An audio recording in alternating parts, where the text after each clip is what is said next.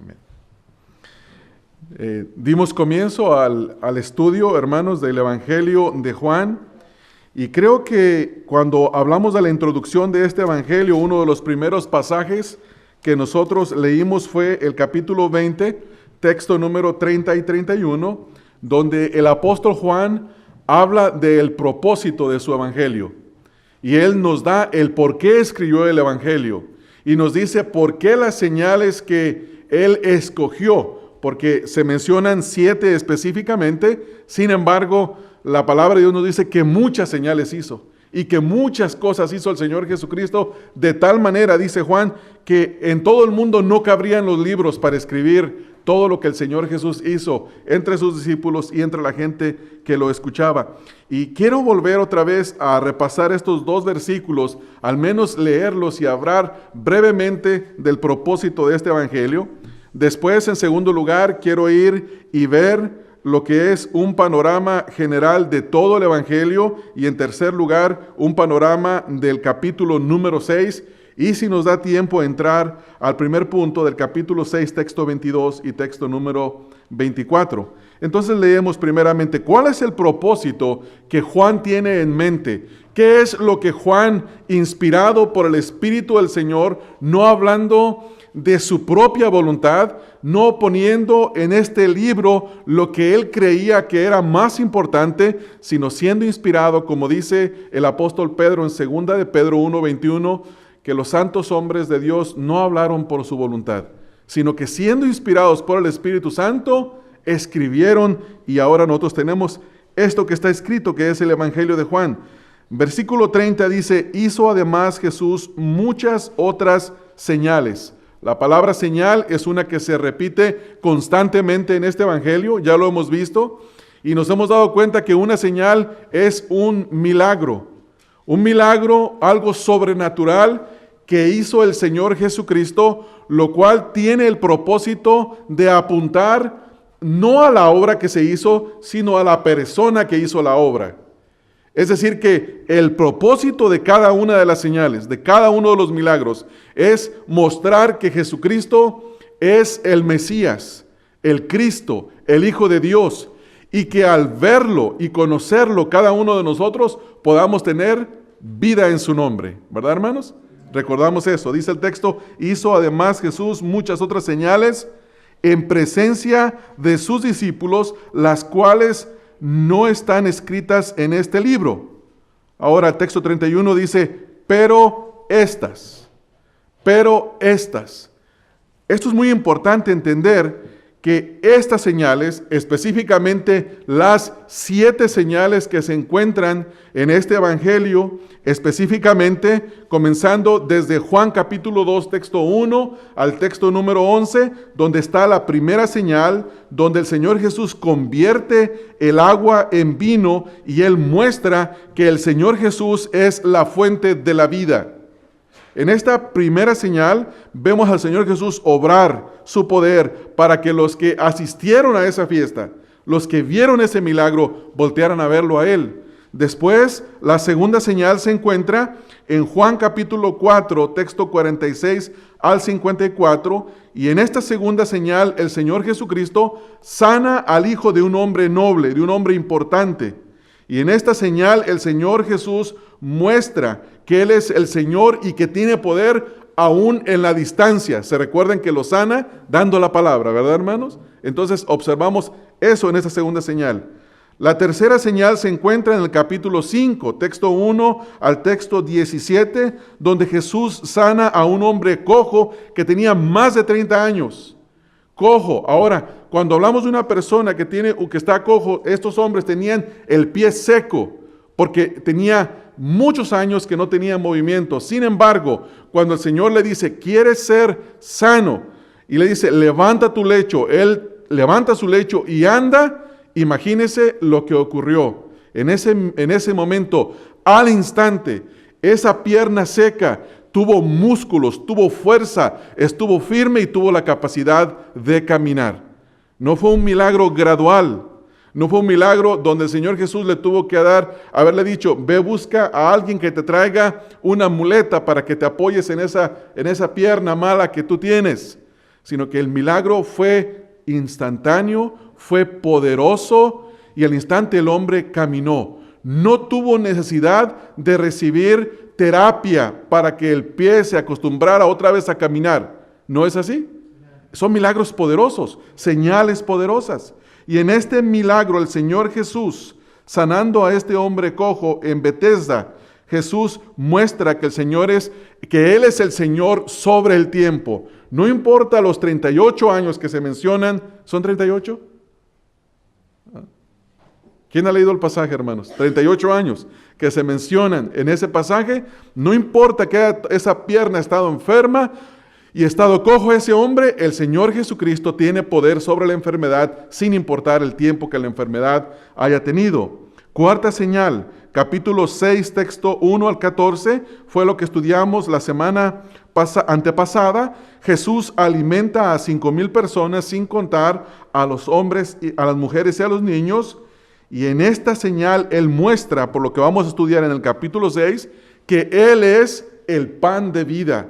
Él es el único que puede traer a saciar el hambre espiritual de las personas.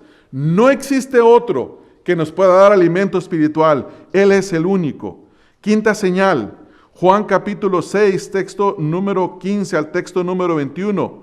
Jesús camina sobre las aguas en el mar y calma la tempestad. Esto lo vimos la semana pasada. Y en esto el Señor Jesús muestra que Él es el Señor sobre la naturaleza. La naturaleza no tiene control de Él. Él es soberano sobre todos los eventos de la naturaleza. Y esto lo observamos acá. Señal número 6, sexta señal, capítulo 9, texto 1 hasta el 41. Jesús le da vista a un hombre ciego y en esta señal el Señor Jesucristo muestra que Él es la luz del mundo. Él es el único que puede traer luz a un mundo que vive en tinieblas, a un mundo que está ciego, que no puede caminar en la dirección correcta, que camina tropezando, cayendo, pecando y que no tiene ninguna solución, al menos que el Señor Jesucristo haga resplandecer su luz sobre nosotros a través del Evangelio. Señal número 7 y la última señal, Juan capítulo 11, texto 17 al 45, y en esta señal el Señor Jesús resucita a Lázaro.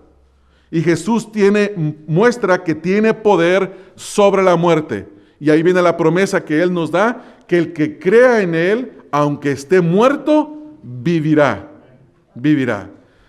Hace un momento mi hija Grace me hizo una pregunta y me dice, papá, ¿cómo sabe el hermano César que su mamá está con el Señor y cruzó las puertas de oro? Digo, porque la Biblia lo dice, porque la palabra de Dios lo promete. Y nuestra confianza está en que la palabra de Dios no lo dice. Y uno puede cerrar sus ojos y decir, esto es lo que la palabra de Dios dice, esto es lo que ha ocurrido, esta es la realidad. Amén. Y podemos tener descanso y gozo en ella. Entonces vemos estas 7 señales. Y dice, ahora quiero ver algo muy importante en el versículo 31, dice, pero estas, note lo que dice ahí. Ya estudiamos esto anteriormente, pero quiero volver a repetirlo. Pero estas se han escrito para que creáis que Jesús es el Cristo, el Hijo de Dios, y para que creyendo tengáis vida en su nombre. ¿Cuáles son las implicaciones de este último versículo número 31? Son muchas, pero yo quiero hablar en esta mañana, no todo el mensaje, una porción del mensaje, de una que afecta y que es práctica. En el día de hoy hay una corriente que se llama el evangelismo de poder. Y los que creen en esta falsa corriente dicen que si no hay milagros, la gente no va a poder creer. Que el Señor Jesús hizo milagros y que por eso la gente creyó. Y la Escritura no nos dice eso. La implicación es que en el día de hoy existen hombres y mujeres que tienen el don de sanidad, así como lo tenía Pedro, así como lo tenía el apóstol Pablo. Y por ejemplo, en el caso de Pedro, dice la Escritura que él caminaba y su sombra lo sanaba. En el caso del apóstol Pablo, dice que aún las ropas, el pañuelo, los pañuelos del apóstol Pablo, cuando se los llevaban a la distancia, sanaba. Y esto algunos lo creen en el día de hoy. Pero cuando uno observa sus supuestos milagros, ninguno de sus milagros llena los requisitos de los milagros que hay en la palabra de Dios. Ninguno es instantáneo, ninguno puede ser probado con claridad. Siempre hay algo. Lo que nosotros podemos observar en estos lugares es que ellos organizan sus eventos y tienen control de los eventos. Donde hay música especial, donde hay un cierto tipo de animadores que controlan el ambiente, la atmósfera, quién sube, quién no sube, quién baja, quién no baja. No así en el caso del Señor Jesucristo, en el caso de Pedro, en el caso de los apóstoles. Pedro, dice la Escritura, que cuando llegó la hora de la oración, iban entrando Pedro y Juan por el templo, por la puerta de la Hermosa, y dice que ven a un hombre que estaba ahí cojo, y les extendió la mano como queriendo recibir algo de ellos, dinero, les pedía dinero, porque sus familiares ahí lo llevaban. Entonces dice la Escritura, Pedro dice, yo no tengo oro, no tengo plata, pero lo que tengo te doy.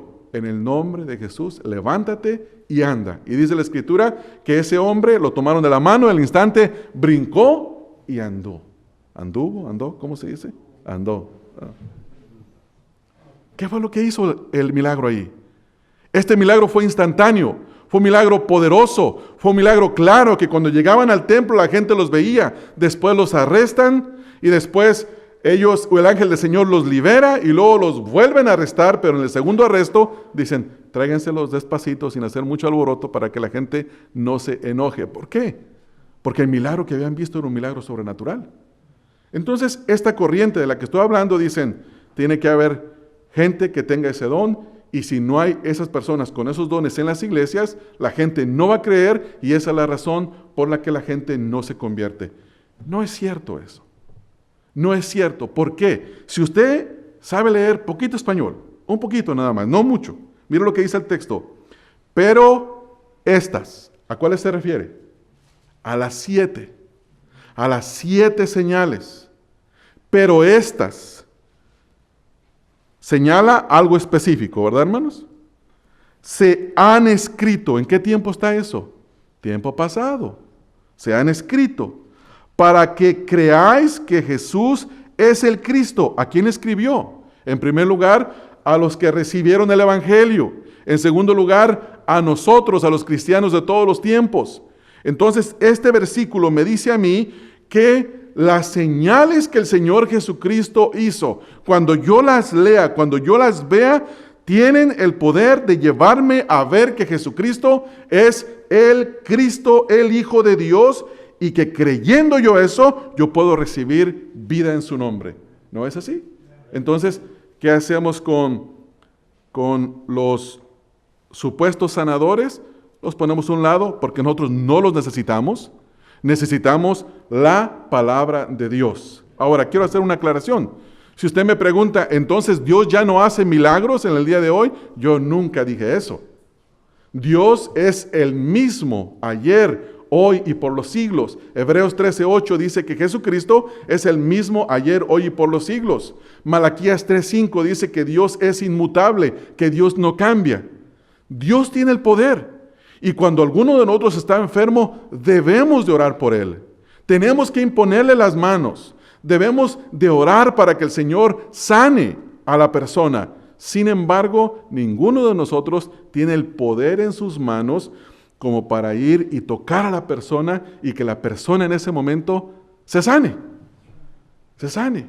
Ahora, uno de los trucos que inventan estos falsos evangelistas de poder, dicen, si la persona no se sana es porque no tuvo fe. ¿Han escuchado eso? ¿Han escuchado? Eso no es cierto, mis hermanos. La sanidad no depende ni de la persona que la necesita, ni tampoco depende del que ora por la persona. El poder de la sanidad o de los milagros depende únicamente de Dios. Y hay un pasaje que estaba leyendo esta semana. Leí a mi hija una historia. Me dice, cuéntame una historia. Digo, hay una historia muy tremenda y te la voy a contar porque la estaba leyendo en Segunda de Reyes, capítulo número 13. Segunda de Reyes 13:21. Eliseo había muerto, el profeta Eliseo, quien fue anteriormente el siervo de Elías. Y en el capítulo número 13, el texto número 21, dice que después de que murió, ya lo habían sepultado, estaba ahí, y al parecer la tumba, como ustedes saben, las tumbas de antes no son como las tumbas que tenemos hoy en día, que sepultan a las personas bajo tierra, les ponen tierra y nadie sale. Bueno, nadie sale cuando está muerto, vean que le dejen abierto. Gracias por la aclaración. Pero el punto es que aparentemente en esa tumba, cuando ellos iban caminando, la tumba tenía la puerta posiblemente abierta por lo que se dice, la piedra. Y entonces mira lo que dice el texto. Si leemos, dice el texto 13, y durmió Joás con sus padres, o en el 21, capítulo 13, texto 21, me fui antes. Y murió Eliseo y lo sepultaron, texto 20. Segunda de Reyes 13, 20. Y murió Eliseo y lo sepultaron, entrando el año, y vinieron bandas armadas de moabitas a la tierra. Muere el profeta, el rey anteriormente le había dicho Elías al rey, le dice, toma un arco y dale al suelo todas las veces que puedas. Y el rey no obedece como Eliseo le manda y únicamente tira unos cuantos flechazos y le dice, por cuanto has hecho eso, solamente tendrás tantas victorias contra Asiria.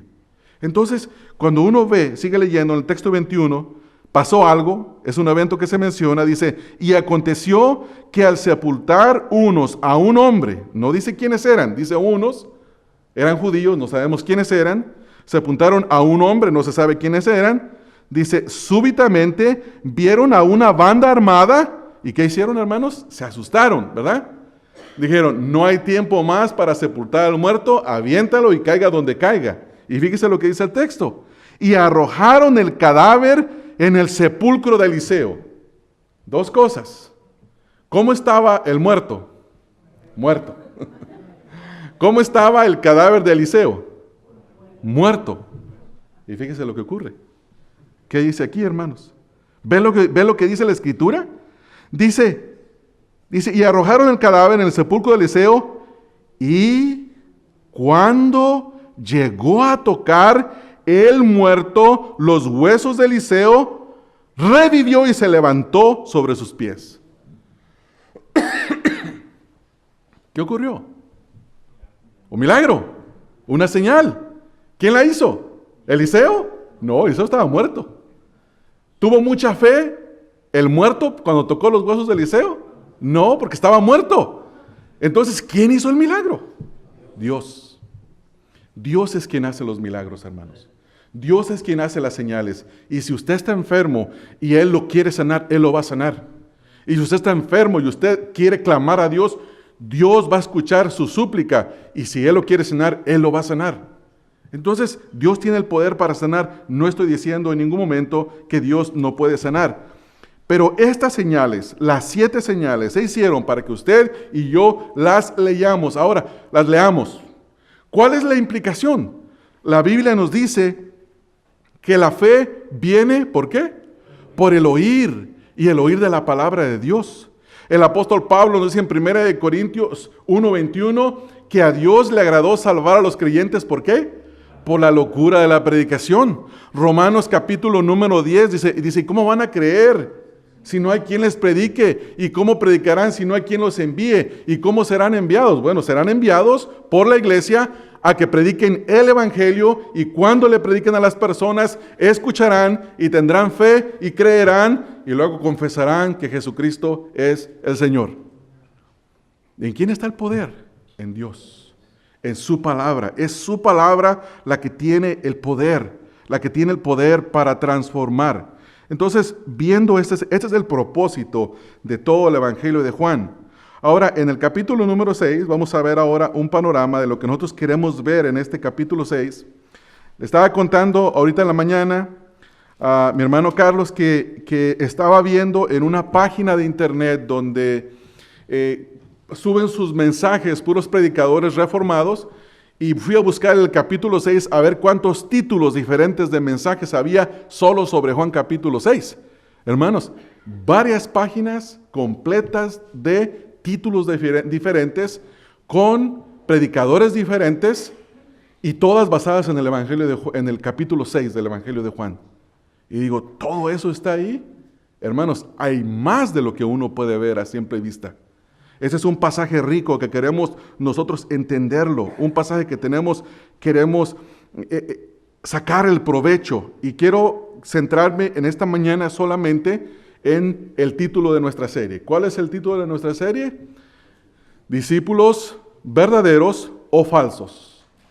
Y en este pasaje hay un contraste. Este capítulo 6 es un capítulo lleno de contrastes entre los verdaderos y los falsos. Y vamos a ver algunos de los contrastes. Número 1, los verdaderos discípulos obedecen. Esta es la marca de un verdadero discípulo. Ser discípulo de Cristo no es nada más decir que yo soy discípulo.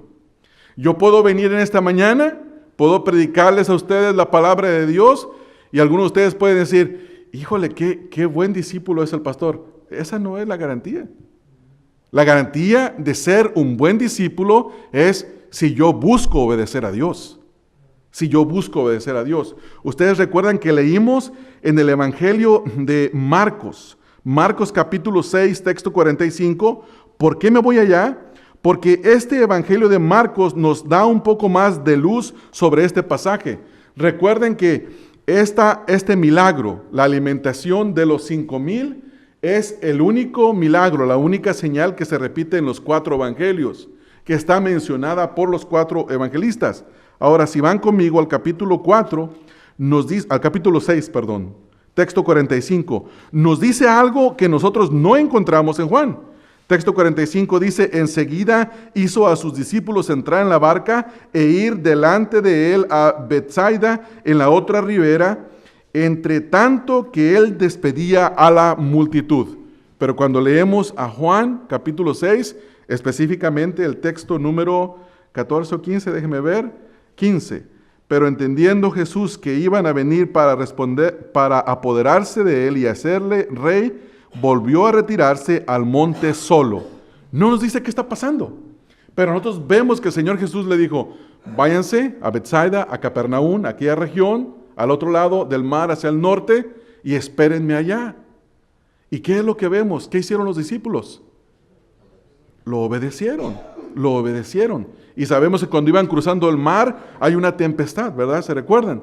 Y el Señor viene caminando sobre el agua y luego sube a la barca y llegan a su destino. Pero esta es la primera señal. El Señor Jesús dijo en Juan capítulo 15, si me amáis, ¿qué dijo, hermanos? Guarda mis mandamientos. Si leemos, vamos a leer el pasaje. Juan capítulo número 15. Encontramos que esta es una de las características de los discípulos del Señor Jesucristo.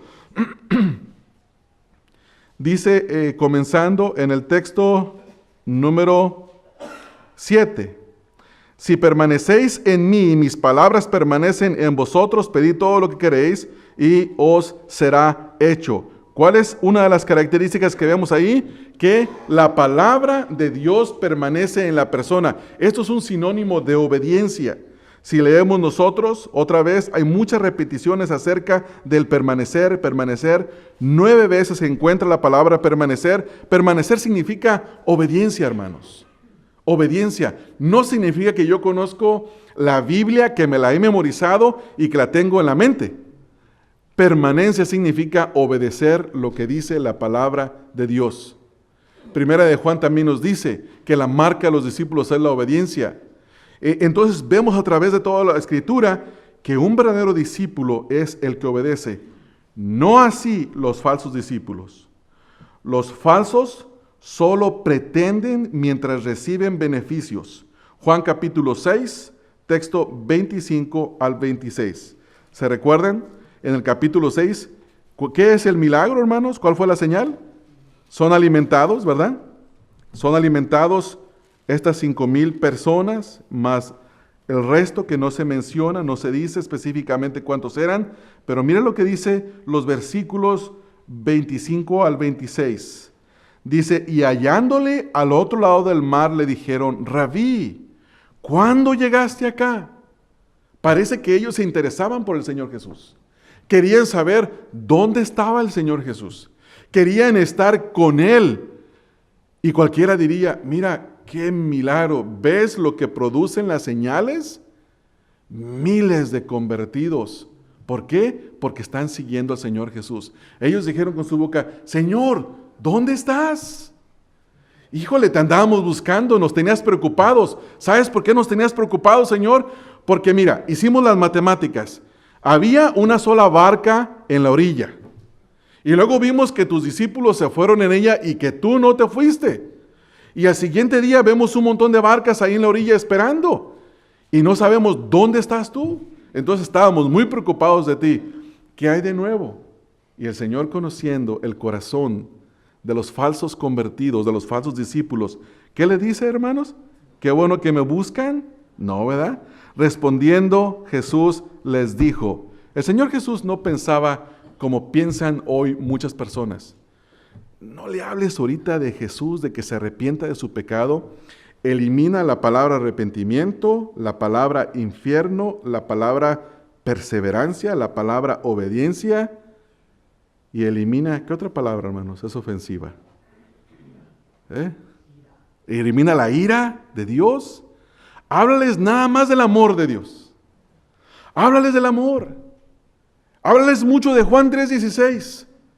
Y eso es la idea. Dice, porque si les dicen lo otro, se van a ir.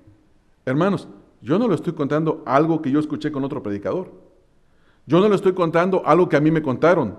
Yo le estoy diciendo algo que a mí me dijeron que hiciera. No digas esto, no digas el otro. En algunas ocasiones me han dicho, no menciones el nombre del Señor Jesús, por favor. Ustedes se recuerdan que hubo un evento acá, ¿verdad? Una ocasión, y venían muchos inconversos, judíos. Y me dijeron, los judíos se ofenden. Y la persona que me pidió dirigir el servicio me dice, por favor, no hable del Señor Jesucristo. ¿Qué? ¿Cómo? ¿Un pastor no va a hablar de Cristo? Como dijo el hermano Bonilla, es esperar que un perro no ladre, ¿verdad? Entonces, si uno no habla de Cristo, ¿qué más hay si sacamos a Cristo de las Escrituras?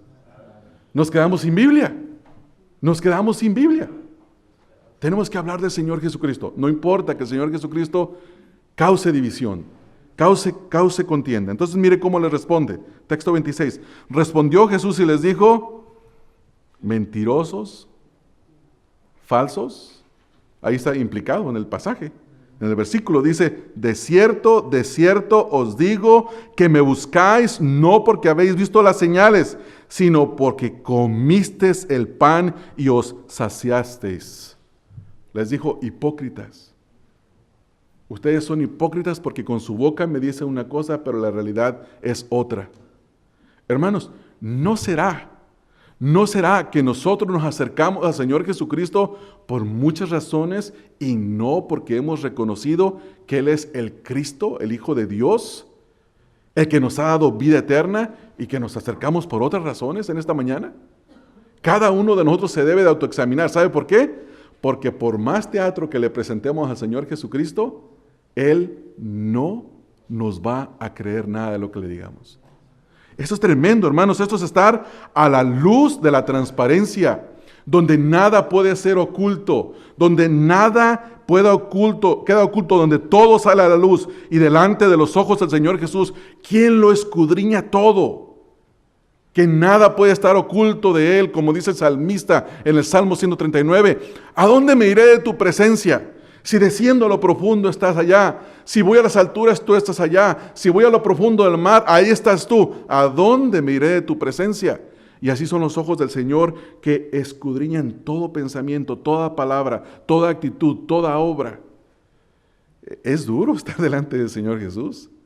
No hay espacio para ser un hipócrita. A mí me gustan algunas frases que se utilizan en inglés. Dicen poser, phony.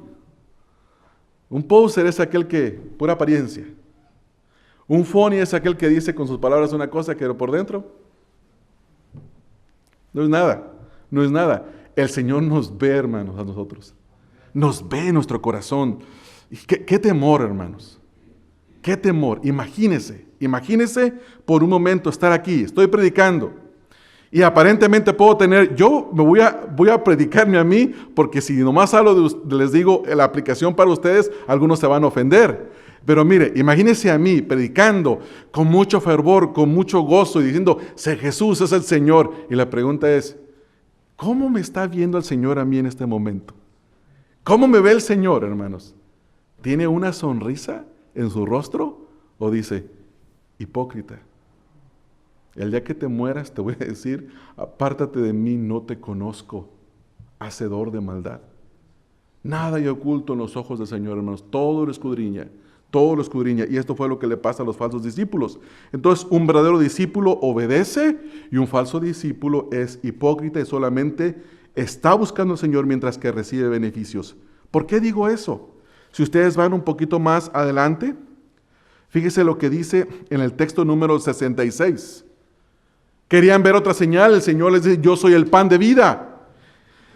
El que come de mí nunca volverá a tener hambre ni sed. Y en el texto 76 dice, desde entonces, muchos, y luego note la palabra que dice, discípulos. Aquí no está diciendo verdaderos discípulos. Aquí está hablando de los que aparentemente le seguían. Dice, desde entonces, muchos de sus discípulos volvieron atrás y ya no andaban con él. Y la pregunta es, ¿por qué? Porque se toparon con un Jesús que no es el Jesús que muchas veces se predica en la iglesia contemporánea.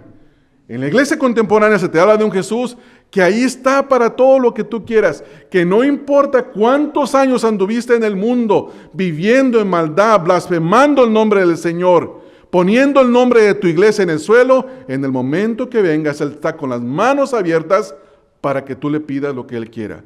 O un Jesús que tú vienes a la iglesia el domingo y que ahí estás y que le abres la Biblia el domingo, pero que entre semana nunca abres la Biblia, pero cuando viene una enfermedad terminal a tu vida o tienes un problema difícil, entonces sí, Señor, y tienes un fervor grande y quieres buscar al Señor.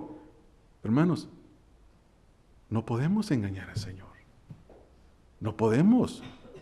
Nuestro Señor es duro, como dicen las parábolas.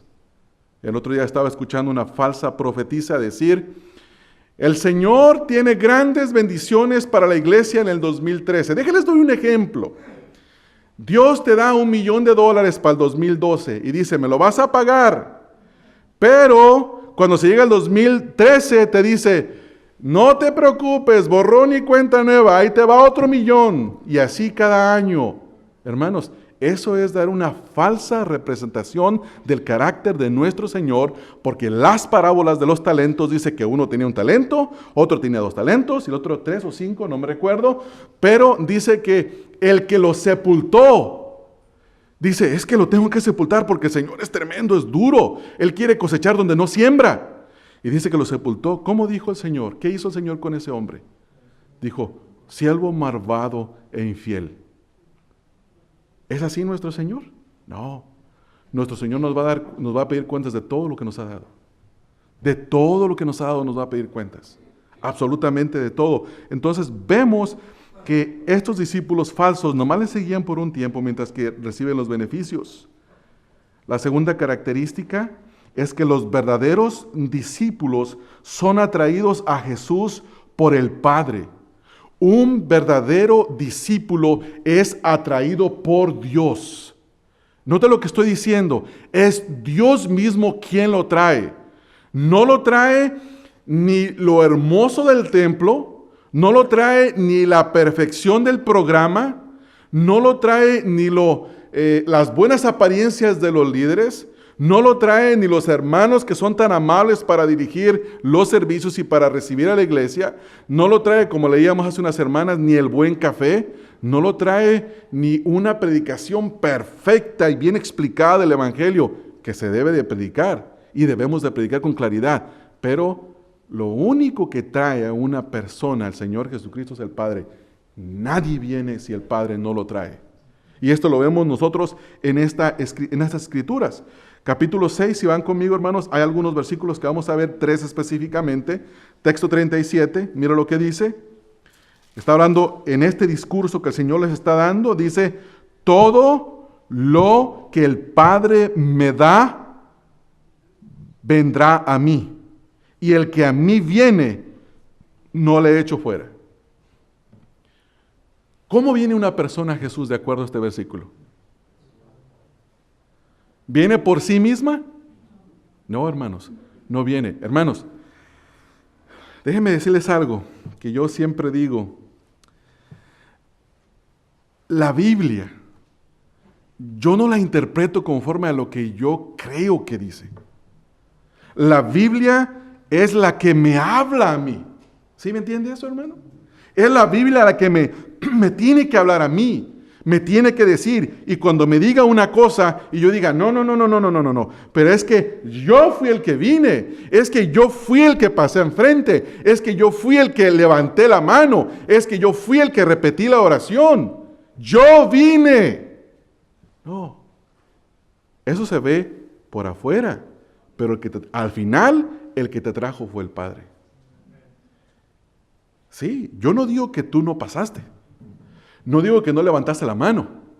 No digo que no repetiste una oración. Pero eso no fue lo que te salvó.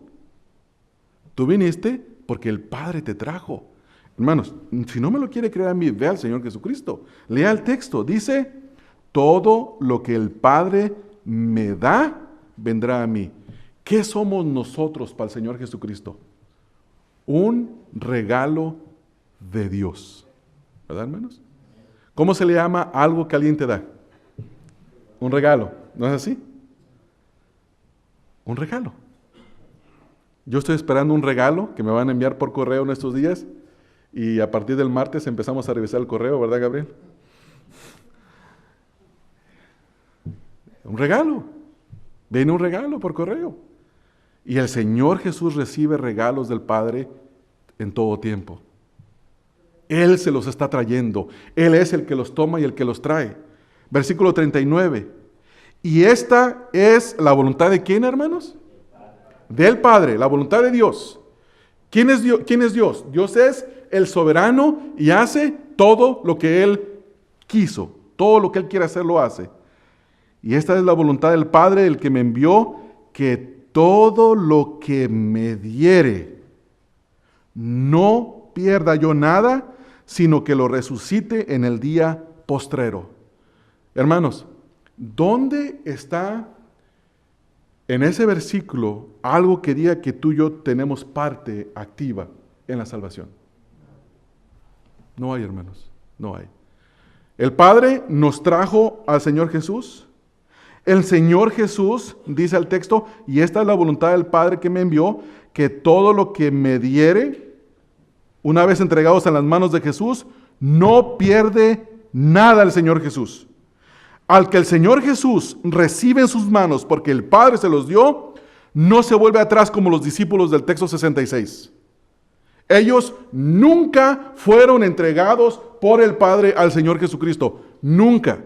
Porque si hubieran sido entregados por el Padre al Señor Jesucristo, nunca se hubieran ido. Eso es lo que el texto dice. Ahora, quisiera tocar algo. Quiero ir de regreso. Déjenme terminar el texto y luego quiero volver al 37 porque olvidé mencionar un aspecto. Dice que todo lo que me diere no pierda yo nada, sino que lo resucite en el día postrero. Vida eterna, redención perfecta, finalizada por la eternidad. Es la obra de Dios. Dios, el Padre, nos trae Cristo, Cristo nos hace permanecer y Cristo nos resucitará. ¿Verdad, hermanos? Texto 37, quiero volver y quiero hacer énfasis en lo último que vimos ahí. Todo lo que el Padre me da vendrá a mí. Y aquí viene un aspecto humano, que también tenemos que entenderlo, porque la Biblia también lo enseña. Dice, y el que en mí cree, texto 37, estaba leyendo el 35, 36. Y el que a mí viene, no le echo fuera. Alguien puede decir en este momento, entonces, si Dios no me trae al Padre, entonces, no es mi culpa. El día que me llame a juicio le voy a decir, ¿cuándo me llevaste? ¿Por qué me vas a juzgar? No, hermanos, aquí dice, ¿quieres venir a Cristo? Ven, no te echa fuera. ¿Quieres venir a Cristo? Aquí dice el texto que el que viene a Él no lo echa fuera. Ven a Cristo, esa es la invitación. Nuestra invitación en esta mañana es, ven al Señor Jesucristo y Él no te va a echar fuera. La pregunta es, ¿tienes el deseo de venir? ¿Amas la gracia y la misericordia de Dios o amas tu pecado? ¿O no quieres venir porque tus obras son malas? Y no quieres que se descubra tu maldad delante de Dios, como dice Juan capítulo 3. Allá en el Valley Mall, cuando estábamos evangelizando una tarde, íbamos mi esposa y yo, caminando, nos encontramos a un señor que le dijo, oiga, disculpa, ¿alguna vez le han dado un tratado de estos? Y me dice, no, y lo tomó. Y empezamos a hablar y me contestaba con algunos versículos bíblicos. Le digo, ¿usted ha escuchado el Evangelio antes? Me dice, sí, pero te estaba probando. Oh, qué bueno. Le dije, bueno, ya que empezamos a hablar así con confianza y con claridad, déjeme le hago unas preguntas con claridad. ¿Se congrega? No. ¿Lee la Escritura? No. ¿Usted es cristiano? Sí. Usted no es cristiano. Usted es un falso convertido. A usted le dijeron que era cristiano. Usted es un falso convertido. Usted es uno de los del capítulo 7 de Mateo, cuando esté delante del Señor le diga, Señor, Señor, en tu nombre recibí tratados, en tu nombre recibí Biblias, pero nunca las leyó. Y yo dije que sí creía en ti, por ahí me fui a unas cuantas iglesias, pero nunca me congregué. ¿Y qué le va a decir el Señor? Apártate de mí, no te conozco, hacedor de maldad. Y luego me dice, no, es que hay muchos predicadores hipócritas. Le dije, mire, yo soy pastor. Sí, pues es que hay muchos predicadores hipócritas que viven vidas hipócritas. Le dije, eso es cierto, pero esa no es una excusa para que usted se excuse con el pecado de otro. Le dije, le voy a decir cuál es su problema. Su problema es que usted ama su pecado. Su problema es que usted posiblemente, yo no sé, sea un mentiroso, sea un ladrón, sea un borracho, sea un inmoral, sea un adúltero, sea un fornicario, sea un homosexual. Dijo, no, eso sí no. Ah, bueno, entonces dejamos eso de un lado. Usted ama su pecado. Sea genuino delante de Dios por una vez en su vida. ¿Sabe qué me dijo, hermanos? Mi esposa está ahí. Ella es testigo. Dijo, sí es cierto. Esa es la verdad, hermanos. ¿Por qué no quiere venir al Señor Jesucristo? ¿O es que Dios no me elige? No, esa no es la razón. No quieres venir a Cristo porque amas tu pecado. Ese es el problema, hermanos. Ese es nuestro problema. Esa es la maldad del hombre. Entonces, pasando al último versículo que vamos a mencionar sobre este punto, es el texto 44. Dice ahí que ninguno puede venir a mí.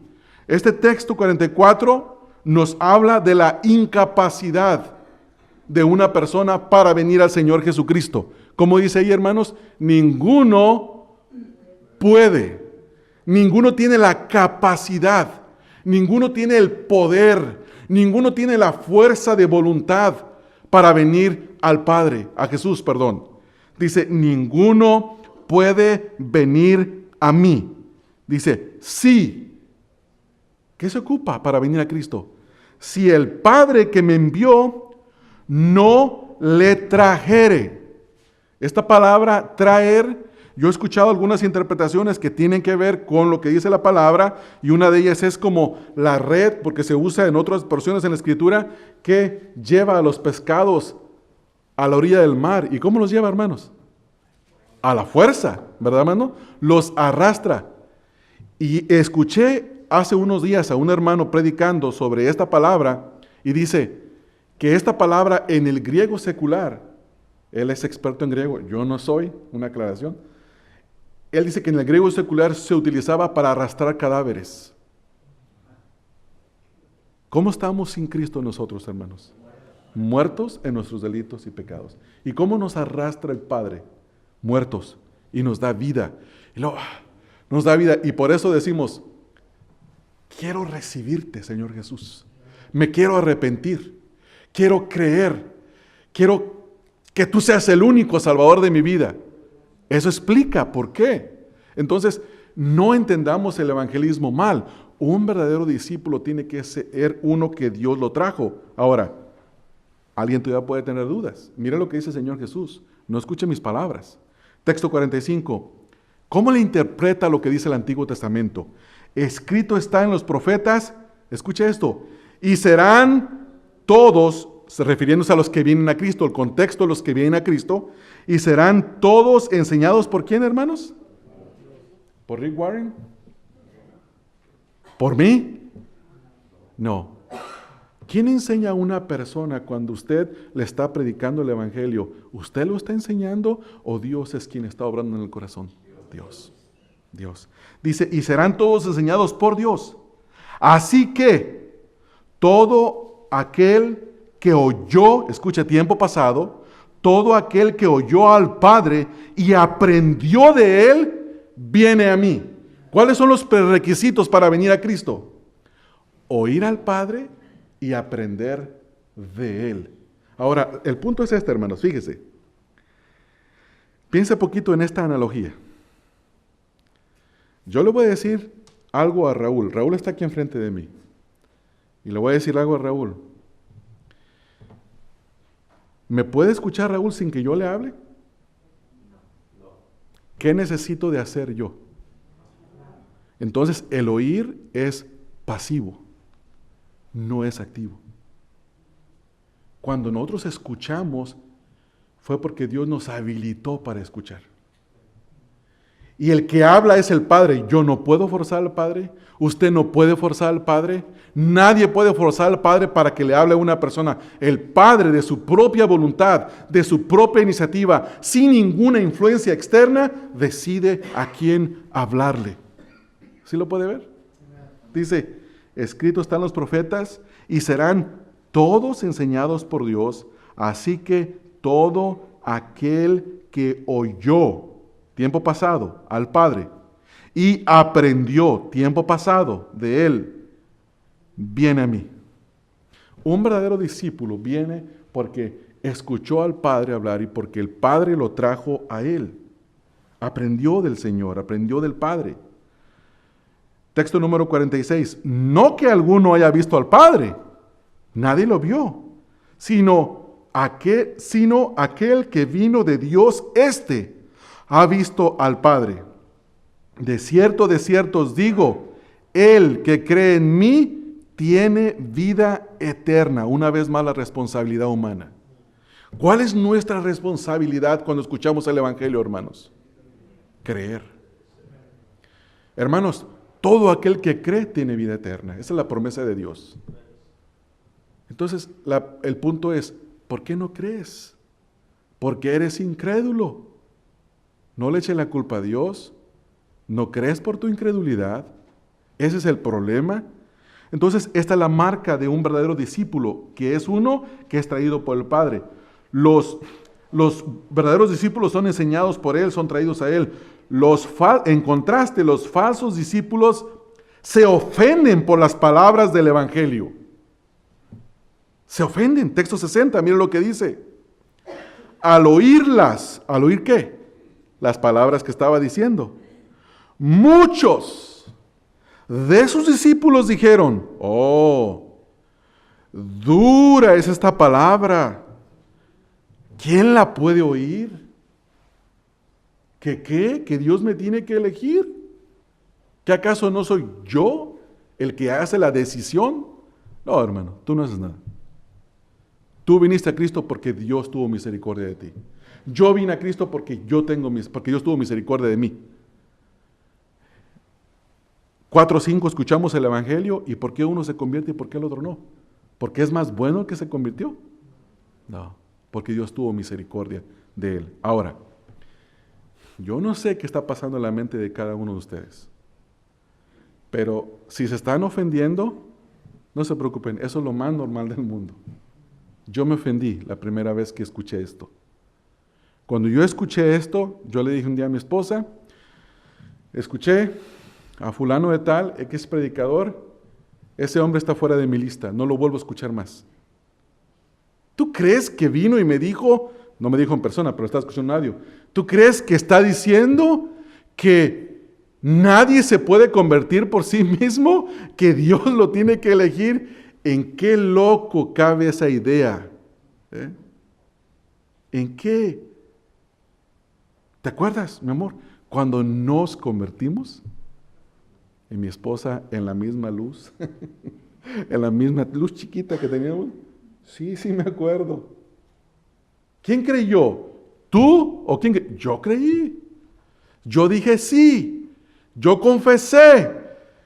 Y mi pastor me dio una Biblia y me puso en la Biblia: felicidades, bienvenido a la familia de Dios.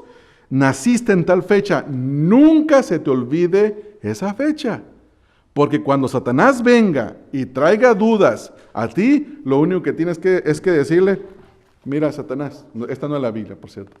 Mira, Satanás, aquí dice, Ramón Covarrubias se convirtió, ¿cuándo fue? Ya ni me acuerdo. Yo no me acuerdo ya, hermanos, hace 23 años. ¿Se convirtió en esta fecha? Así es que, Satanás, no, como dice el canto, 1, 2 y 3, Satanás no tiene poder. 1, 2 y 3, yo lo piso con los pies. Cuidado, esa es una herejía, eso no es cierto. El arcángel Miguel no se atrevió a proferir juicio contra Satanás, sino que le dijo: el Señor te reprenda. Nosotros no tenemos poder. Un arcángel es infinitamente poderoso, no, perdón, es grandemente poderoso, tan poderoso como Satanás. Puede hacer una destrucción tremenda, le puede hacer pleito a Satanás.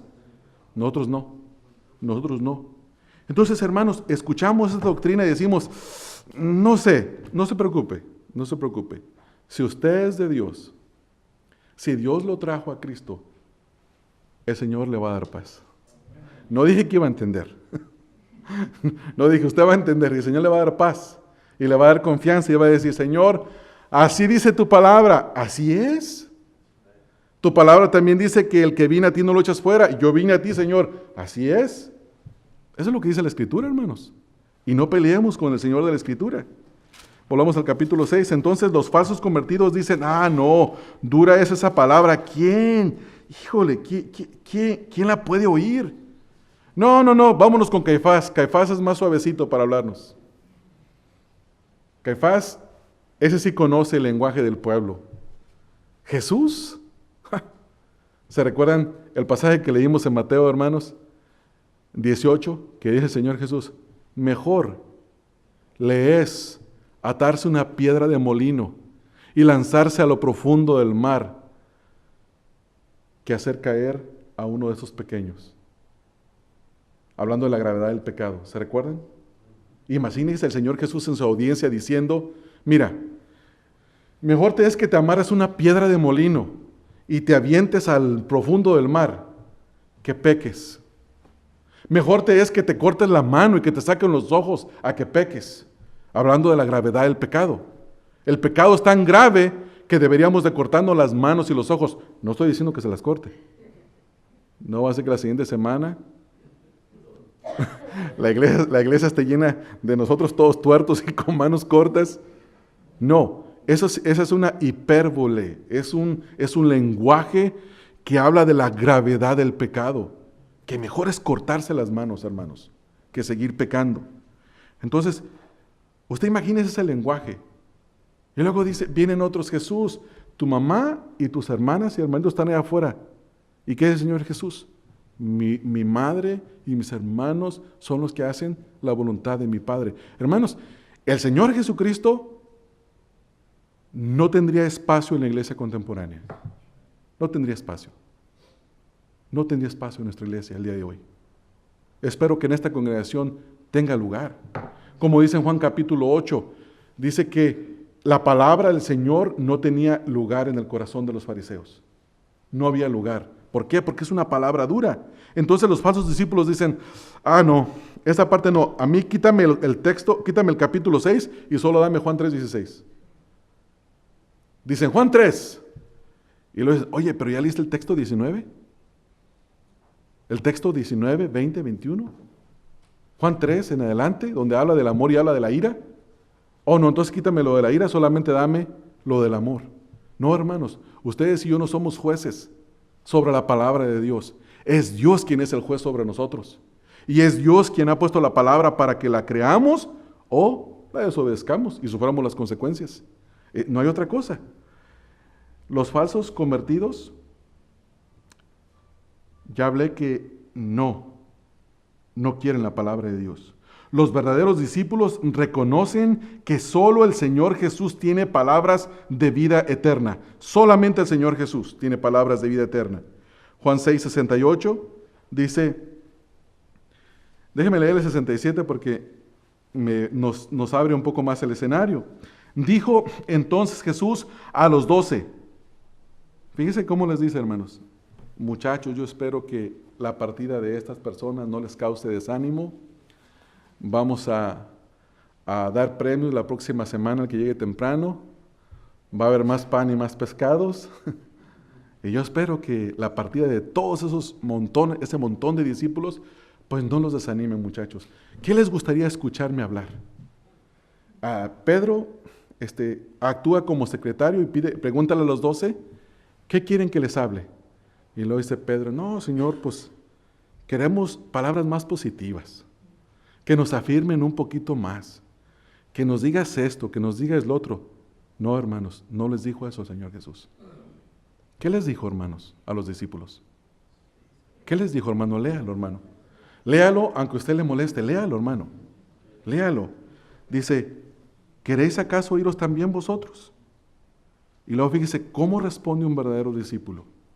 Un verdadero discípulo dice, le respondió Simón Pedro, Señor, ¿a quién iremos? Tú tienes palabras de vida eterna y nosotros hemos creído y conocemos que tú eres el Cristo, el Hijo del Dios viviente. Jesús le respondió, Pedro, eso me lo dices porque tú decidiste venir a mí. ¿Dice ahí, hermanos? ¿Cómo dice? ¿Quién los escogió a ellos? El Señor. Dice el texto, ¿no os he escogido yo a los 12? Porque eran discípulos, hermanos, porque eran apóstoles, porque el Señor los escogió, no porque tenía más cualidades que los demás. Y uno de vosotros es diablo, ya refiriéndose a Judas Iscariote, a Judas el que lo iba a traicionar, al traidor. Entonces vemos que un verdadero discípulo reacciona diciendo, Señor, solo tú tienes palabras de vida eterna. No importa que sean duras, no importa que me digan que tengo que abandonar. ¿Qué dice la Escritura? El que robe, ya no robe más. Trabaje con sus manos para que ayude a los demás. El que adulteraba y fornicaba, ya no fornique más. Ya no adultere más. Conságrese al Señor. Y no importa, hermanos, que esas palabras nos vengan a nuestra vida y nos sacudan por dentro. Qué bueno que la palabra de Dios nos sacuda por dentro. Los falsos discípulos dejan de seguir al Señor Jesucristo. En el texto 66, lo vemos, dice, desde entonces, muchos de sus discípulos volvieron atrás y ya no andaban con Él. ¿Qué dice, hermanos, el apóstol Juan, este mismo apóstol Juan, en su primera epístola? Dice, se fueron de nosotros porque no eran de nosotros. Si el Padre los hubiera traído, no dice así el texto, pero estoy tomando de lo que él mismo dice, aquí en el capítulo 6, que dijo el Señor Jesús. Si fueran de nosotros, aquí estuvieran. ¿Saben, hermanos, qué fue lo que hizo a los discípulos en la primera de Juan, en Éfeso, irse de la predicación del apóstol Juan? ¿Saben qué fue? Eso es lo que acabo de decir, la predicación. La predicación del Evangelio, de la palabra de Dios, la verdadera predicación del Evangelio, atrae a los discípulos. Dicen, es dura, pero esta es la única palabra de vida eterna, no hay más. Y a los falsos discípulos dicen, dura es esta palabra, ¿sabes qué? Ahí te veo, este movimiento yo ya no lo quiero seguir. Ya no, ya no lo siento. No me gusta. Hermanos, a través de 23 años he visto a muchas personas. Recuerdo específicamente a uno que me dijo al mes aproximadamente después de que me bauticé. Me dijo el pastor de la iglesia, a mí y a un hermano que se llamaba, no sé si era Tony o Erwin, no sé cuál de los dos, me dice, vayan a visitar a este hermano. Hace como 3-4 meses que no viene. Y nos dieron la dirección, llegamos, un muchacho soltero, vivía solo en un apartamento ahí en Pasadena. Tocamos la puerta, entramos, oh mira, somos fulano y sutano, nos mandó el pastor que viniéramos a visitarte, a darte una palabra de ánimo. ¿Y sabe qué fue lo primero que me dijo a mí, el muchacho ese? Me dice, ¿te gusta leer? Sí.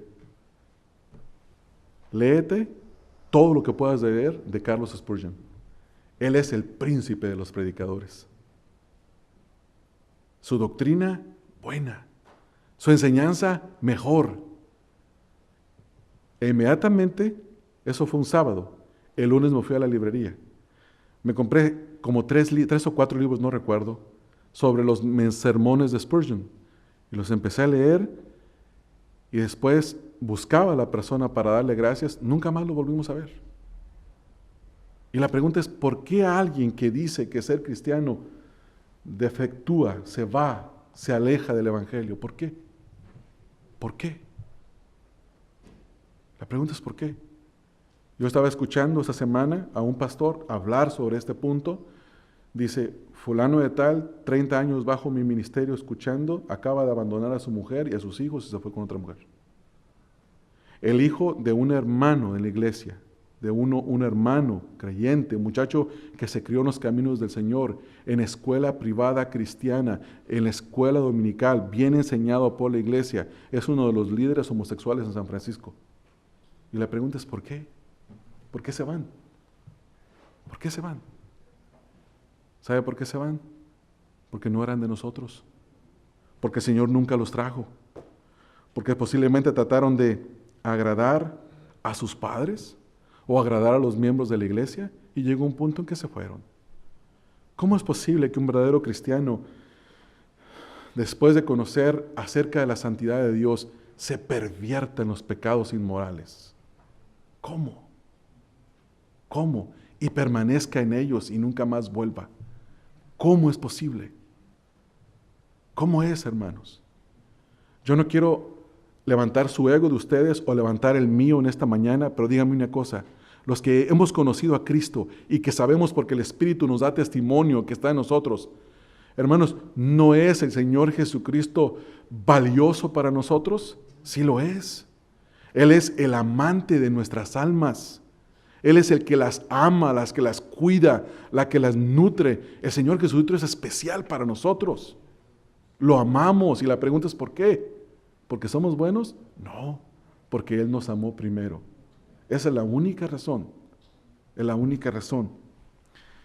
Quiero terminar con esto. Los falsos discípulos dejan de seguir al Señor Jesucristo. Los verdaderos discípulos perseveran. Juan 6, 69. Ya leímos el texto, pero quiero volver a leer otra vez. Nosotros hemos creído y conocemos que tú eres el Cristo, el Hijo del Dios viviente.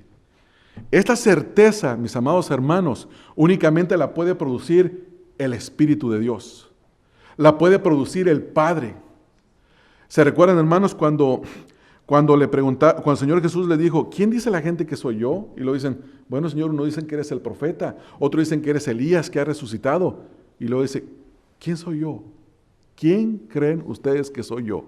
Y Pedro, el líder de los 12, Señor, tú eres el Cristo, el Hijo del Dios viviente. Y le dijo, ¡felicidades, Pedro! ¡Qué inteligente eres! No, dice, Pedro, eso no te lo reveló ni carne ni sangre, sino mi Padre que está en los cielos. Entonces, que la gloria sea para ¿quién, hermanos?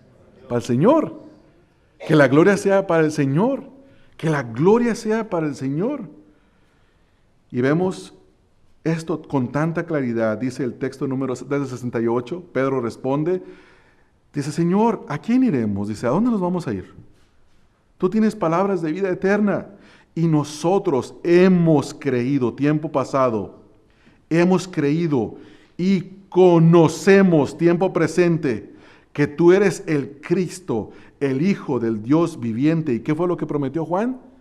Creyendo tengáis vida en su nombre. Hermanos, leer el Evangelio, leer la palabra de Dios, no hay nada más hermoso. Leer quién es Jesús en los evangelios y cómo reaccionaron los discípulos y que esa palabra me diga a mí. Y mi pregunta para ustedes y para mí es la siguiente, hermanos, ¿hemos llegado nosotros a esa certeza? ¿Hemos llegado a esa certeza? ¿Usted cree? Yo creo. Yo me pregunto, ¿qué está pasando aquí? Unos se fueron, otros están ahí y luego Jesús no viene con chiqueos, con, ¿cómo se dice en otros países? Contemplaciones, apachamientos. Dice, ¿se quieren ir? Váyanse. Porque los únicos que van a perseverar son los verdaderos. ¿Quieren ser parte de los falsos? Y luego nosotros queremos llegar a esa certeza. La primera pregunta que yo me quiero hacer para mí es la siguiente. ¿He creído? ¿Conozco que el Señor Jesús es mi Salvador? ¿Es el único que me puede salvar? ¿Es el Hijo de Dios, del Dios viviente? Esa es la pregunta que yo me debo de hacer. ¿Verdaderamente hemos creído, hermanos? No me responda. Usted pregúntese a sí mismo. Si así es, va a permanecer en la palabra. Si así es, va a permanecer en el Señor. Si así es, va a permanecer. Y no va a permanecer porque usted es bueno. Va a permanecer porque la perseverancia viene de Dios. Él es el que nos hace perseverar a nosotros. Por lo tanto, a Él sea la gloria. Les dije que ahora vamos a empezar y ahora sí el pasaje. Texto 22. Quiero leerlo y solamente voy a mencionar el primer punto. La siguiente semana vamos a continuar con esto. Texto número 22 al 24 es: los falsos discípulos provocan un falso avivamiento. Mucho no significa verdadero. Mucho o muchos no significa que la verdad está ahí. O que sean recipientes de la verdad, más bien dicho ellos. El día siguiente, la gente que estaba al otro lado del mar, escucha la palabra vio. 2 veces se repite, una en el texto 22 y otra en el texto 24. Dice, texto 24, cuando vio pues la gente. ¿Qué implica esto? Que al puro amanecer, cuando la comida les había hecho digestión y cuando las tripas les dijeron, tenemos hambre, empezaron a ver, ¿dónde está Jesús? ¿Que no se da cuenta que son las 9 de la mañana y yo ocupo mis nutrientes a las 7? ¿Me va a salir una úlcera? El día siguiente la gente estaba al otro lado del mar. Dice, estaba al otro lado del mar, vio que no había habido ahí más que una sola barca. Entonces ellos empezaron a investigar. A ver, ¿qué pasó acá? Había una barca, porque era una bajada de casi 200 metros, había una barca y se fueron los discípulos. Lógica es que Jesús tiene que andar en algún lugar, tiene que estar acá. ¿Por qué no se viene? ¿Que no sabe que ya tenemos hambre? ¿Por qué no viene a hacer otro milagro? Y empezaron a pensar. Dice el texto número 22, había allí más que una sola barca y que Jesús no había entrado en ella con sus discípulos, sino que estos se habían ido solos. Ellos estaban razonando, estaban pensando. Ahora, pensar acerca de Jesús no significa amar a Jesús. Ellos pensaban en Él, pero ¿por qué? Por los beneficios. Está como los muchachos que van a una iglesia y se empiezan a congregar porque hay muchachas bonitas, ¿verdad? ¿Por qué vas a esa iglesia? Es que el Señor me llevó ahí. ¿De veras? ¿Pero van por las muchachas? Una vez un joven asistió acá, hace tiempo, y le dije después, me lo encontré, ¿por qué ya no volviste? Así casi no hay muchachas en tu iglesia. Así me respondió. Ok, te buscaba muchacha, no buscaba al Señor. Qué bueno que fue honesto. Texto 23. Aquí cambia el escenario, dicen ellos. Había una barca, y ahorita vemos que hay un montón de barcas, pero otras barcas habían arribado de Tiberias junto al lugar donde había comido el pan que después de haber dado gracias. Quiere decir que un montón de barcas vinieron. La pregunta es, ¿quién le dijo a las barcas que vinieran? Fíjese cómo es la cosa. El Señor camina sobre el agua, se va, está con sus discípulos allá. Llega el rumor O llega la noticia de que Jesús había alimentado 5,000 personas, estaban en el otro lado y lo estaban esperando para venir, pero no había taxis. No había suficiente transportación. Y los buenos comerciantes, aquí hay algunos, y ustedes saben cómo es eso, hermanos. Un buen comerciante, ¿qué piensa, hermanos? Aquí hay negocio, ¿no es así? Haces un negocio. Los buenos comerciantes dijeron, ¿saben qué? Hay como 5,000, sin contar mujeres y niños, que tienen la necesidad de venir para acá. Vámonos para allá. Se juntó toda la flotilla. Toda la flotilla. Aquí hay muchas que se llaman El Monte, Rosmi, todos tienen sus nombres. Yo no sé si a él les ponía nombres, pero llegó la flotilla completa y estaban ahí listos, esperando. ¿Y qué dice el texto 24? Cuando vio, pues, la gente que Jesús no estaba allí, ni sus discípulos, entraron en la barca, en las barcas, y fueron a Capernaum buscando a Jesús. Las barcas no eran de ellos, hermanos. Las barcas habían venido. Ellos no las trajeron porque había una sola barca ahí. Entonces, cuando una persona, el hecho de que una persona haga esfuerzos para buscar a Jesús, no quiere decir que sea un cristiano. Oh, pero estoy tan contento de que fulano viene todos los domingos. Yo como que veo que Dios está obrando. Espérate. Yo creo que es un creyente, es que dijo. Espérate. En 5 años hablamos.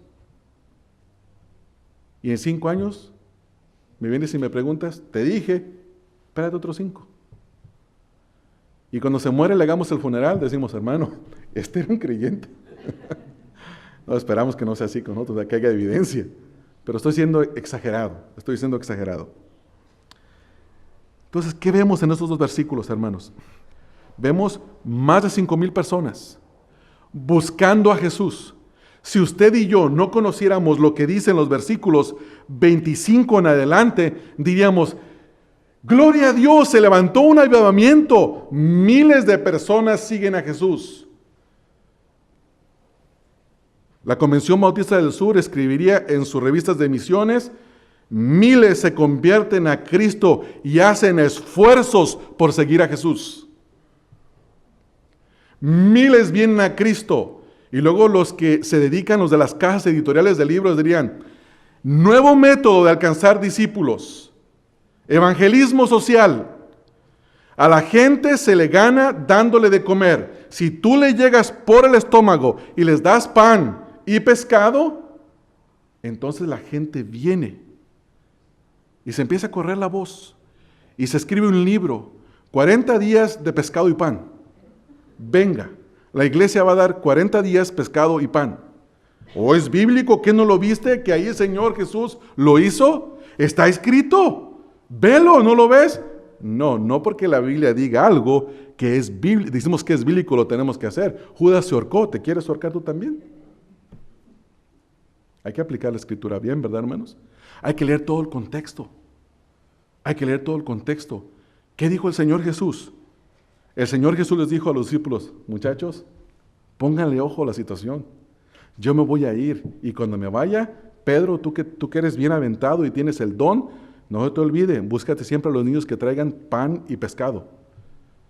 Felipe, tráete el pan y pescado y llévaselo a Pedro porque Pedro va a ser el del don y así las multitudes se van a convertir. ¿Dice eso la Escritura, hermanos? No lo dice, hermanos. Hermanos, hoy en día hay un gran énfasis en que la obra debe de ser social. Usted vea nuestras revistas que nosotros recibimos, léalas, y todos van a decir lo mismo. El lingo-mingo, el lenguaje de la época es, la iglesia debe de ser misional. ¿Qué es eso? ¿Misional? ¿Qué es eso? ¿Qué cuento es ese? ¿Quién se inventó esa historia? Es un lenguaje foráneo, es un lenguaje extranjero, no está en la Escritura.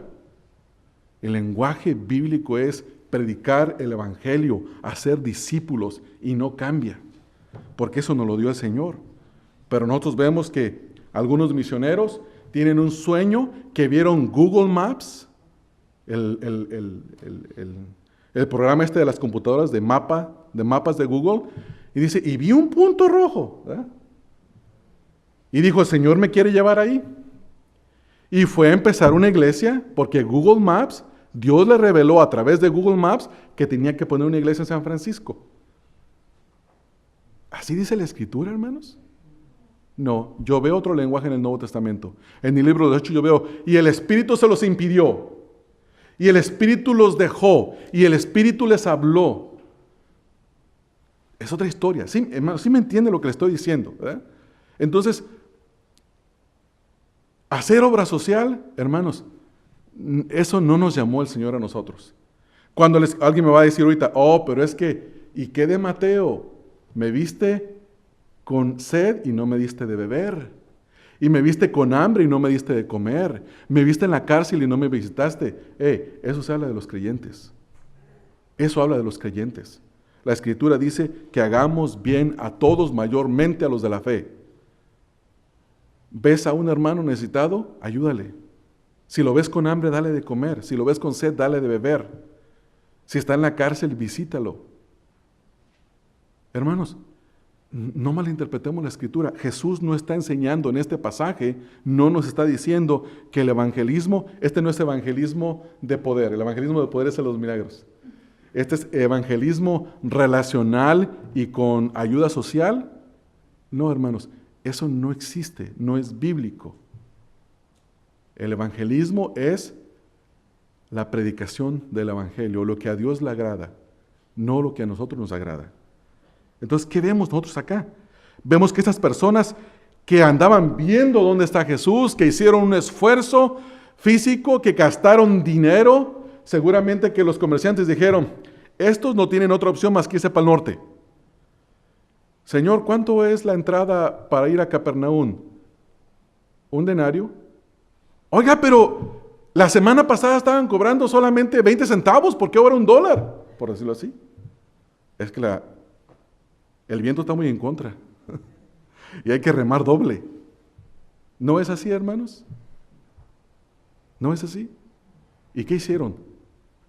Págale el denario, ese como somos como 20 de la familia y vamos a comer los 20. Los esfuerzos, hermanos, de una persona por querer buscar a Cristo no necesariamente son verdaderos. Esto lo vemos con esas personas que eran falsos creyentes. Eran falsos creyentes, lo buscaron por un beneficio. Solamente por el beneficio el Señor Jesús descubre su corazón y ellos deberían de haber dicho, Él es el Cristo, el Hijo del Dios viviente porque hizo la señal. No, Él dicen, Él es uno como el profeta, el cual nos conviene que lo tengamos ahorita, hagámoslo rey. Este es el punto, hermanos. Mucho no significa verdadero. Hace 2 semanas estaba platicando con un hermano y me dice, vino un hermano y me dijo, pastor, ¿por qué la iglesia de la esquina tiene como 800 personas y nosotros nomás somos como 60? ¿Por qué, pastor? ¿Por qué? ¿Qué está mal con nosotros? ¿Qué están haciendo bien ellos? Y le dice, ¿por qué deduces que ellos están haciendo algo bien y nosotros estamos haciendo algo mal? Pues por los números, pastor. Dijo, si se trata de números, entonces los católicos son mejor que nosotros. Traigámonos unas cuantas imágenes aquí, pongamos un ídolo aquí, pongamos otro ídolo acá, al gusto, a la preferencia. Ellos son miles y eso los atrae. Entonces, ¿la cantidad es lo que manda? No, hermanos, se llama pragmatismo. Los resultados no definen la verdad. Es la verdad la que define todo sin importar los resultados. Y nosotros debemos de hacer lo que el Señor nos dice y predicar el Evangelio, y no porque sean muchos decir eso es verdadero. ¿Por qué esta iglesia puede ser una iglesia bíblica? ¿Cómo lo definiríamos una iglesia bíblica? Porque ahí atrás está un letrerito que ya lo quitamos, hay que volver a ponerlo porque es contra la ley no quitarlo. Dice que son 225 personas las que le caben a este templo. Y no está lleno. ¿Algo está mal? ¿El número define que la iglesia esté bien o esté mal? No, hermanos, no. El número no, es la obra del Espíritu entre nosotros. La obra del Espíritu. Yo estaba pensando hace rato que estaba viendo a Andrés tocar el piano y esforzándose con la batería y esas cosas. Dije, Señor, bendito sea tu nombre. Glorificado sea tu nombre. ¿Por qué? Porque estoy viendo que el Señor está obrando en algunos jóvenes de nuestra congregación. Tenemos otros jóvenes que hacen otros trabajos. Y pensé en Andrés, pensé en Israel, pensé en Chuy, pensé en Gabriel, pensé en Isaac, pensé en los jóvenes de nuestra iglesia, los que me faltan, no se enojen. Dios está obrando en ellos, hermanos. Tenemos 2 jóvenes que están siendo instruidos todos los sábados por la mañana, que los está instruyendo el hermano Carlos. ¿Están orando por ellos? ¿Sabe por qué le está dando el estudio? ¿Para qué? ¿Para que agarren más conocimiento? No. Nuestro objetivo es que nuestros jóvenes estén firmes en la fe, que ellos estén firmes en la fe y que el Señor los use en esta congregación. Entonces, ¿qué es lo que queremos ver, hermanos? Es lo que queremos ver. Que el Señor obre en esta congregación. Queremos ver que los hermanos digan, ya me arrepentí, ya dejé de hacer esto, ya no lo quiero hacer. Que el Espíritu Santo transforme las vidas. Que el Espíritu Santo transforme los hogares. Que el Espíritu Santo trabaje en la obra y en la vida de cada persona. Esa es una iglesia, hermanos, donde el Espíritu obra. Queremos predicar únicamente la verdad al costo que sea. Nada más la verdad. Únicamente la verdad. Hermanos, si nos queremos afiliar a las tradiciones, olvídese, hay muchas tradiciones. Y posiblemente las cosas cambiarían. Un hermano me dijo hace tiempo, me dice, ¿tú quieres que tu iglesia crezca? Pregúntale a los hermanos qué quieren. Y dáselos. Porque si no, ¿para qué les preguntas? Me dice, hay varios elementos. Número 1, ¿qué quieren los hermanos? Número 2, tienes que tener un buen grupo musical. Porque la música prepara el espíritu para recibir la palabra de Dios. Mentira. El Señor Jesús dijo, les toqué endecha, no lloraron. Les toqué danza, no danzaron. La música no hace nada, hermanos. Perdónenme, hermanos, yo no estoy... sí. Ustedes dirigen y todo, y nos dirigen a alabar a Dios, pero la música no cambia el corazón de una persona. Alguien me dijo, he crecido tanto en mi vida espiritual. Y yo le pregunté a esa persona, ¿cómo has crecido tanto en tu vida espiritual? Ese como tengo que hacer viajes de 7 o 8 horas, escucho a Marcos Witt todo el día. Dice, ¿cómo he crecido en mi vida espiritual? Qué tremendo. No. La Escritura dice, el Señor Jesús dijo en Juan 17, santifícalos en tu verdad. Tu palabra es verdad. Queremos que una iglesia sea una iglesia santificada, que una iglesia sea una iglesia que está firme en la verdad. No que se vea, hermanos, no estemos pensando en que el día que eso esté lleno, ¡ay, qué bonito, todo está lleno, qué bonito se ve desde acá! Y que el pastor empiece a decir, híjole, qué bien estoy haciendo las cosas. Todo desde aquí se ve bonito, las caras se ven bien, está lleno, está bueno. Qué bueno, yo quiero que este lugar se llene un día de hombres y mujeres convertidos y que amen al Señor Jesucristo. Eso es lo que yo deseo. Pero mientras que no se llene, yo quiero predicarles a los que estamos acá, me quiero predicar a mí mismo que hay que seguir al Señor Jesucristo, hay que ser verdaderos en el Señor Jesús. Hay que santificar nuestras vidas, porque sin santidad nadie verá al Señor. Y el que destruya el cuerpo del Espíritu Santo, el templo, Dios lo destruirá a él. Hermanos, tenemos que entender estas cosas. Entonces, mucho no significa verdadero, porque un buen grupo de falsos convertidos pueden producir un falso avivamiento. Y esto es lo que vemos aquí en este primer punto. La siguiente semana, no voy a seguir, la siguiente semana voy a hablar de los textos 25 al 17, los falsos discípulos solo piensan en lo terrenal. Y vamos a ver cómo la iglesia contemporánea está concentrada en lo terrenal, no está concentrada en lo de arriba. Y esto es tremendo. Quiero leer algo. Hoy en día, ya lo mencioné hace rato, pero quiero volver a leerlo. Hoy en día seguramente escucharíamos en los canales de televisión cristiana que muchos miles de personas buscan a Jesús. Y la noticia sensacionalista se habría divulgado a través de todos los canales de televisión y periódicos cristianos. Posiblemente las casas publicadoras de libros cristianos estarían pensando en cómo producir el último libro de técnicas evangelísticas. Y algunos títulos posibles serían esto: evangelismo sensitivo, Evangelismo 5,000, porque les gustan mucho los números a la iglesia contemporánea. Evangelismo 5,000. O posiblemente, como dije hace rato, esta es una broma, hermanos, 40 días de pan y de pescado, por los famosos 40 días que se están haciendo. Únicamente aquella persona que cree que Jesucristo es el Cristo, el Hijo del Dios viviente, tiene vida en su nombre. El que no cree eso es un falso convertido. Es un falso convertido. Y esto que sirva, hermanos, para autoexaminarnos. Yo tengo gozo, yo no sé usted. Yo tengo gozo de poder ver. Tengo gozo de poder ver y decir, Señor, yo me tengo que autoexaminar en algunas cosas. Tengo que ver por qué estoy aquí. ¿Qué me motiva a mí estar acá? ¿Verdaderamente te estoy siguiendo? ¿Verdaderamente he creído como dice Pedro? ¿Verdaderamente yo tengo mis ojos puestos en ti? ¿Verdaderamente no tengo el deseo de cuitear, de irme? Pero me doy cuenta cuando voy a la Escritura que mis ánimos son por mis expectativas que yo me he hecho, no lo que la Biblia me dice. ¿Qué me dice la Biblia? Predica.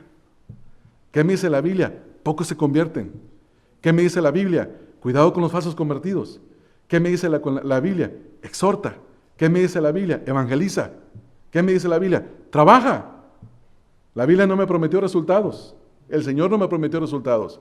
La Escritura me manda. Y cuando yo hago lo que la palabra de Dios me manda, ¿quién soy yo, hermanos? ¿El pastor modelo? No. La Biblia dice que soy un siervo inútil. ¿Y quién quiere alabar a un siervo inútil que solamente hizo lo que tenía que hacer? Nadie. Este mundo no lo alaba. Pero sí recibiremos las palabras más hermosas que queremos escuchar en toda nuestra vida y por la eternidad. Pasa al gozo de tu Señor. Buen siervo fiel. Nada más lo queremos escuchar, hermanos. Solo eso. Solo eso.